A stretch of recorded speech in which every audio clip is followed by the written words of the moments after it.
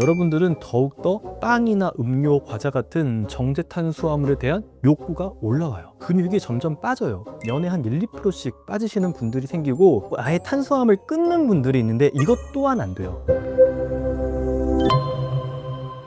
네, 안녕하세요. 윈다이어트 스튜디오의 내분비내과 전문의 우창윤입니다. 오늘은 이제 30대 이후의 여성분들이 어떻게 다이어트를 해야 되는지에 대해 좀 이야기 드리려고 콘텐츠를 준비했는데요. 20대처럼 그냥 칼로리 제한 다이어트만 하게 되면은 오히려 몸의 대사가 엉망이 되고요. 다이어트의 과정도 정말 고통스럽거든요. 왜 30대 다이어트가 달라야 되는지 그 이유를 먼저 좀 설명을 드리고요. 그 달라진 이유에 맞춰서 그래서 어떻게 해야 되는 것인가 에 대한 좀 현실적인 팁을 드리려고 하니까 오늘 컨텐츠도 끝까지 시청 부탁드릴게요.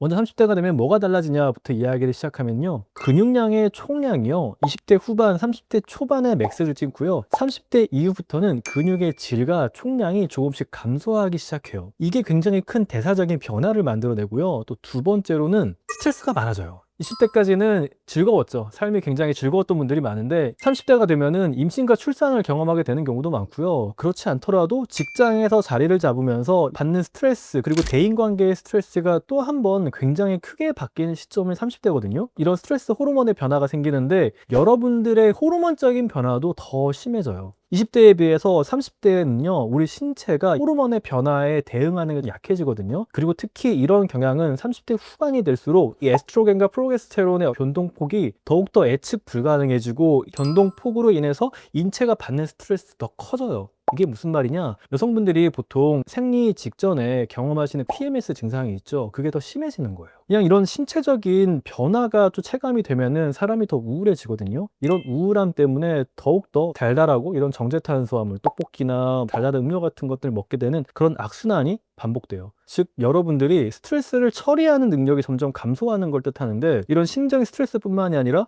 앞서 말했던 근육량의 감소 그리고 일을 하시면서 육아를 하시면서 활동량이 줄어들기 때문에 근육이 떨어지면서 대사적인 스트레스를 처리하는 능력도 떨어지게 돼요. 대표적으로 어떤 게 떨어지냐면은 정제탄수화물을 처리하는 능력이 떨어진다 생각하시면 돼요. 우리 몸에 인슐린 저항성이 생기게 되고 똑같은 양의 떡볶이를 먹어도 예전보다 혈당의 변동폭이 커지고요. 얘네들이 더 쉽게 지방으로 전환된다고 생각을 하시면 돼요. 그러면은 생활 양식의 변화 때문에 개인이 받는 스트레스도 늘어나고 대사적인 스트레스를 처리하는 능력도 떨어지고 생리 주기에 맞춰서 식욕이 터지는 것도 더 심해지는데 어떻게 해야 될까가 굉장히 어려워지잖아요. 그래서 세 가지 측면에서 30대의 다이어트를 좀 정리해 볼 수가 있을 것 같아요. 첫 번째는요, 다이어트 계획을 세울 때 수면과 스트레스 관리를 포함한 다이어트 계획을 해야 돼요. 그리고 이때 생리 주기에 특히 더 민감하신 분들이 있어요. 이런 생리 주기에 기반한 다이어트 전략을 짜는 것도 좋아요. 다이어트의 과정에서 받는 스트레스를 줄이기 위함이다라고 생각하시면 되는데요. 쉽게 예를 들면은 황체기, 즉 배란 이후에는요, 에스트로겐 레벨이 떨어지기 시작해요. 근데 이때 식욕 증가, 부종, 그리고 피로감이 더 심하게 나타나는 분들이 있거든요. 내가 살을 더 빼야 돼라는 강박에 시달리게 되면은 그때는 분명히 부종이 차지하는 부분이 있는데 더 과도하게 칼로리 제한을 해서 부종이 있는 상태에서 체중을 빼려고 하니까 근육이 빠지게 되는 그런 다이어트를 하게 되는 분들이 굉장히 많아요. 이런 황체기 때는 체중 정체 구간으로 생각을 하시고 유지 전략을 취하시는 게 맞고요. 생리가 끝나고 이제 배란 이전까지 이 난포기를 대사적으로 여건이 좋아지기 때문에 이때를 감량을 할 수 있는 구간으로 생각하시고 체중 감량을 계획하시는 게 좋아요. 이 황체기, 부종이 생기고 에스트로겐 레벨이 떨어지는 때는요, 여러분의 몸이 신체적으로 정신적으로 스트레스에 저항하는 능력이 떨어진다는 걸 의미해요. 이때 코르티코스테로이드, 스트레스 호르몬이 높아지는 상황이 되면 정말 최악이거든요. 대사적으로, 심리적으로요. 특히 배란 이후에는 하루에 7시간 반 이상의 수면을 반드시 취해주는 게 호르몬적으로 나타나는 여러분의 심리적, 신체적 나쁜 영향들을 그나마 좀 보상해 줄 수 있는 방법이니까 꼭 이 황체기 때는 충분한 수면을 취하시면서 유지만 해도 괜찮아 라고 생각을 해주시길 바랄게요.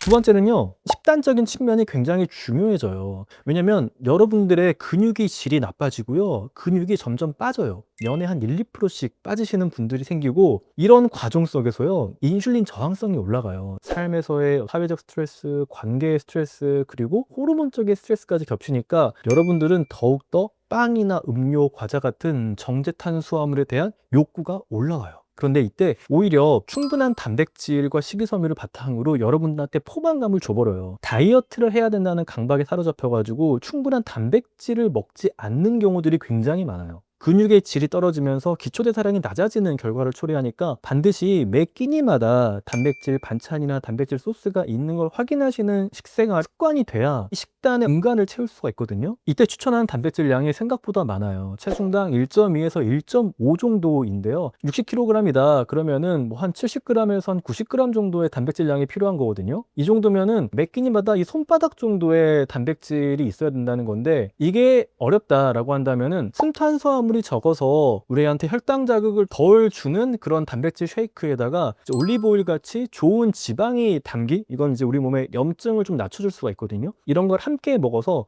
충분한 포만감과 함께 염증을 좀 낮춰주고 충분한 단백질, 아미노산을 공급해 주는 게 여러분들의 근육을 지키는데 굉장히 좋죠. 그리고 이때 극단적으로 하시려고 아예 탄수화물 끊는 분들이 있는데 이것 또한 안 돼요. 정제 탄수화물 끊는 건 좋아요. 음료나 뭐 빵이나 과자를 끊는 건 너무 좋은데, 내가 아예 탄수화물 끊어야겠어 이러면서 뭐 잡곡밥이나 견과류나 이런 것들도 아예 끊는다 그러면은 인슐린이 분비가 극단적으로 안 되게 돼요. 그런데 이 인슐린이라는 게 저장 호르몬인 동시에 근육을 키워줄 수 있는 호르몬이거든요. 30대부터는 여러분들의 근육이 빠지는 방향으로 가기가 쉬운데, 복합 탄수화물마저 안 먹어버린다 그럼 인슐린이 안 나오면서 여러분들이 근력 운동을 한다고 해도 단백질 합성이 이전만큼 안 되게 돼요. 그래서 반드시 하루에 최소량 이상의 복합 탄수화물은 먹어줘야 된다라는 걸 기억하시고, 이걸 탄수화물 양으로는 하루에 100g 이상 정도는 먹어줘야 된다고 이야기를 해요. 잡곡밥으로 한 그릇 반, 두 그릇 정도는 드셔주셔야 되는 양이에요. 그래서 잡곡밥이라든지 뭐 콩 간식이라든지 혹은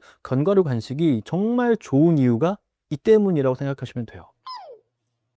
세 번째, 활동적인 측면이 달라져야 돼요. 다이어트 하신다 그러면은 유산소만 하잖아요. 러닝만 하시잖아요. 그런데 러닝 시간이 길어지게 되면은 근육에서 아미노산을 꺼내가지고 에너지를 혈당으로 바꿔서 에너지로 써버리려는 작용들이 일어나서 근육의 양을 늘려주진 못해요. 물론 심폐지구력과 근 자체의 질은 좋아지죠. 하지만 우리한테 너무 중요한 근육의 양을 늘려주지는 못하기 때문에 헬스장을 가시거나 혹은 홈트를 통해서 스쿼트나 런지 같이 하체에 자극을 줄 수 있는 근력 운동을 최소 주에 2번 정도는 해주셔야 돼요. 시간은 길지 않아도 괜찮아요. 다만 0과 1의 차이가 엄청나게 커지는 시점이에요. 앞서 말한 대로 충분한 단백질을 먹으면서 복합 탄수화물, 바나나를 운동 전에 드셔도 좋아요. 1의 자극이라도 하체에게 주는 근력 운동을 하게 되면은요, 여러분들의 근육을 합성하는 능력들이 계속해서 유지가 돼요. 우리의 몸은 사용하지 않는 기능은 급격하게 떨어져요. 한 달만 팔 기부스를 해도요, 팔의 근육이 다 빠지는 걸 경험하시잖아요. 안 쓰면 우리 몸은 놀라울 정도로 빠르게 그 기능을 잃어요. 근합성을 하는 효소나 작용들이 지속될 수 있도록 근육에 중량을 주는 자극들을 계속해서 주는 게 굉장히 중요하고요. 근력 운동을 해준다 그러면 이 근육에서 나오는 호르몬들이 있어요. 이 호르몬들이 스트레스를 좀 줄여줄 수 있는 수면의 질을 올려주고요. 또 두 번째로는 30대 다이어트의 가장 큰 문제점의 하나가 피부의 두께가 여성분들이 얇잖아요. 그래서 이 지방층이 빠지게 되면은 아주 쉽게 너 오히려 운동을 하는데 나이 들어 보이네 라는 이야기를 들을 수가 있는데, 이 근력 운동을 할 때 나오는 성장인자들이 피부의 두께도 조금 늘려줄 수가 있어요. 수면의 질도 올려주고 피부의 두께도 유지하거나 더 늘려줘서 피부의 저속노화까지 달성할 수 있기 때문에 근력 운동을 반드시 해주셔야 돼요.